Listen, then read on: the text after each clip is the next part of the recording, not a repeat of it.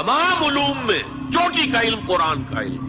हकीकी मोमिन के लिए रसूल का फरमाना भी ऐसे ही है जैसे कि अल्लाह का फरमाना। इनफरादी हिदायत भी कुरान में है और सबसे बढ़कर इज्तिमाई हिदायत जिसकी आज के इंसान को सबसे ज्यादा जरूरत है। उस शख्स का कुरान पर कोई ईमान नहीं है तो उसकी हराम करदा चीज को अपने लिए हलाल ठहरा। जो इस कुरान की तरफ लोगों को बुलाएगा, किसी और को हिदायत हो ना हो, उसकी हिदायत हो गई।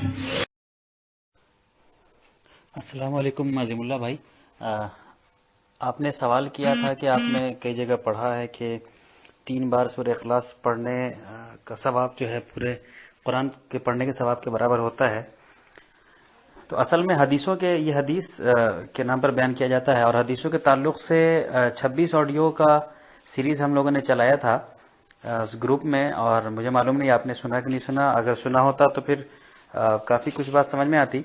वैसे मुख्तसर जवाब ये है कि इस तरह की कई अहादीस मिलती है और जिसके ऊपर बहुत सारे उलमा या बहुत सारे स्कॉलर्स इस तरह की अहादीस को ज़ईफ भी कहते हैं।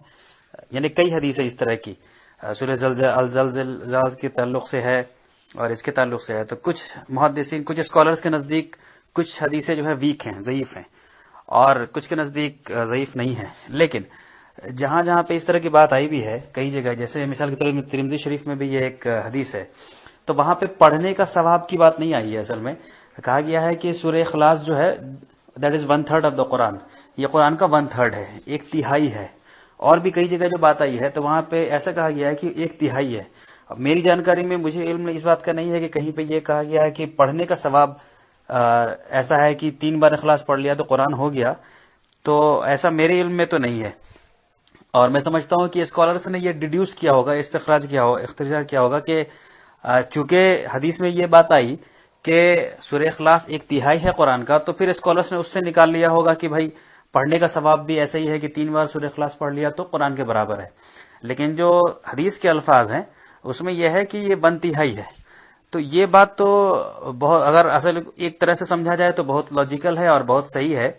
असल में देखिए ये मुकम्मल कुरान है क्या, ये पूरा का पूरा कुरान जो है ये दावत है अल्लाह की, अल्लाह की तरफ बुलाने के लिए सारे इंसानियत को। और इसमें असल में 3 मौजू जो है ऐसा है जिसके ऊपर पूरा कुरान है। एक है तौहीद से मुतालिक, एक है रिसालत से मुतालिक, और एक है आखरत से मुतालिक। तो तौहीद, रिसालत, आखरत का ही जो है ना असल में पूरा कुरान में दावत दिया गया है। तो अल्लाह पाक जब अपनी निशानियों को बताता है, अपने बारे में बताता है कुरान के अंदर, अपने ज़ात के बारे में बताता है, या अपनी क्रिएशन के बारे में बताता है, या अपने कलाम के बारे में बताता है, तो वो सब असल में तौहीद की दावत ही है। वहां पे तौहीद की बात चल रही है। उसी तरह दूसरे नबियों के जो वाकयात आपको मिलते हैं, रसूलुल्लाह सल्लल्लाहु अलैहि वसल्लम को जो कुछ कहा जा रहा है, मूसा अलैहिस्सलाम, ईसा अलैहिस्सलाम के जो वाकयात चल रहे हैं, वो सब रिसालत की दावत है। और फिर इंसान की जिंदगी, इंसान की मौत, आखिरत की बात जो है, इंसान की यहाँ की जो जिंदगी है, उन सब का ताल्लुक जो है वो आखिरत से है। तो इस हिसाब से अगर देखा जाए तो कुरान को हम 3 हिस्सों में बांट सकते हैं कि इसके आयात जो हैं वो 3 तरह के हैं, तौहीद, रिसालत, आखिरत के। अब सूरह इखलास जो है वो खालिद तौहीद की बात है, उसमें खालिस तौहीद है। कुल हुवल्लाहु अहद अल्लाहु समद लम यलिद वलम यूलद वलम यकुल लहू कुफुवन अहद। इसमें जो है अल्लाह का एक इंट्रोडक्शन कराया गया है, अल्लाह की कुछ सिफात बताई गई हैं सूरह इखलास के अंदर। तो इस एतबार से अगर समझा जाए इस हदीस को कि भाई सूरह इखलास जो है वो तौहीद की बात करती है, तौहीद को बतलाता है कि अल्लाह कौन है, अल्लाह कैसा है। और पूरे कुरान का 1/3 हिस्सा जो है, यानी हम ये नंबर वाइज नहीं कह रहे हैं कि 33% आयत तौहीद की बात करती है, लेकिन 1/3 जो 3 तरह की अगर उसमें आयतें हैं तौहीद, रिसालत, आखिरत की, तो 1/3 जो भी वो तौहीद की बात हुई है उसमें। तो उस एतबार से सूरह इखलास जो है 1/3 है। लेकिन अगर ये समझा जाए कि नहीं पढ़ने का सवाब अगर होगा तो फिर बहुत गड़बड़ हो जाएगी ये। फिर तो कोई भी आदमी कुरान ना पढ़े। एक आदमी जो बेचारा सूरह रहमान और सूरह कहफ पढ़े और दूसरा शख्स जो है वो बैठ के सिर्फ सूरह इखलास पढ़ ले 2 बार, तो इसको ज्यादा सवाब मिल जाएगा इससे। तो ये अप्रोच तो फिर मेरे ख्याल से सही नहीं रहेगा। पूरा कुरान है। कुरान का कोई भी आयत किसी दूसरे आयत से बेहतर नहीं है, कुरान की कोई भी आयत किसी दूसरे आयत से कमतर नहीं है। पूरा कुरान जो है वो हमारे लिए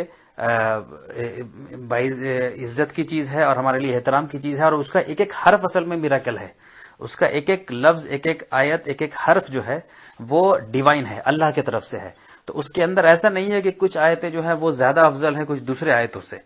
पूरा मुकम्मल कुरान हमारे लिए है اور ہر چیز اس کے اندر اللہ کی طرف سے ہے، تو یہ تو سمجھا سکتا ہے کہ یہاں پہ اس کی بات چل رہی ہے، یہاں پہ اس کی بات چل رہی ہے، لیکن یہ کہیں گے کہ اگر ہم سمجھیں گے اس طرح کہ نہیں اس کو پڑھ لیا تو بہت زیادہ ثواب مل جائے گا، اس کو پڑھ لیں گے تو اس سے کم ثواب ملے گا، یہ درست نہیں ہے۔ اور اصل میں ہمارے یہاں ایک چیز اور ہو گیا مسلمانوں کے یہاں کہ مسلمان ان چیزوں میں زیادہ پڑ گئے، شارٹ کٹ ثواب کمانے کے چکر میں، اور عمل سے دور ہوتے چلے گئے۔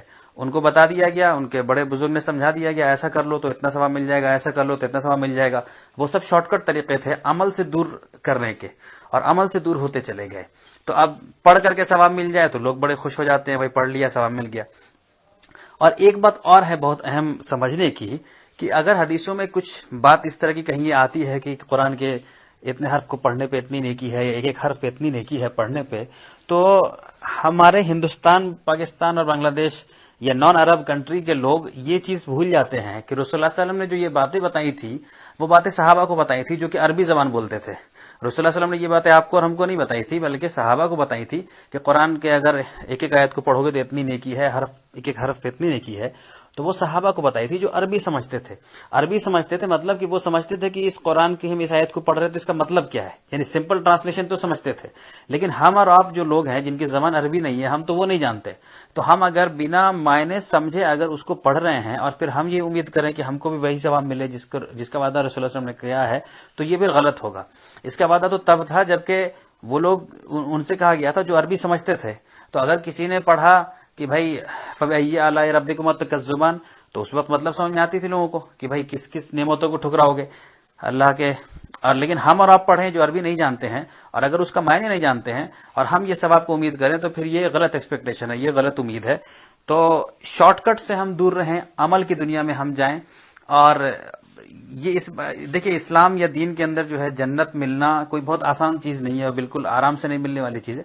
اللہ پاک نے قرآن میں کہا کہ کیا تم نے جنت کو اتنا آسان سمجھ لیا ہے کہ تم کو ایسے ہی مل جائے گی، جبکہ ابھی تم کو آزمایا بھی نہیں گیا اپنے جان سے، اپنے مال سے۔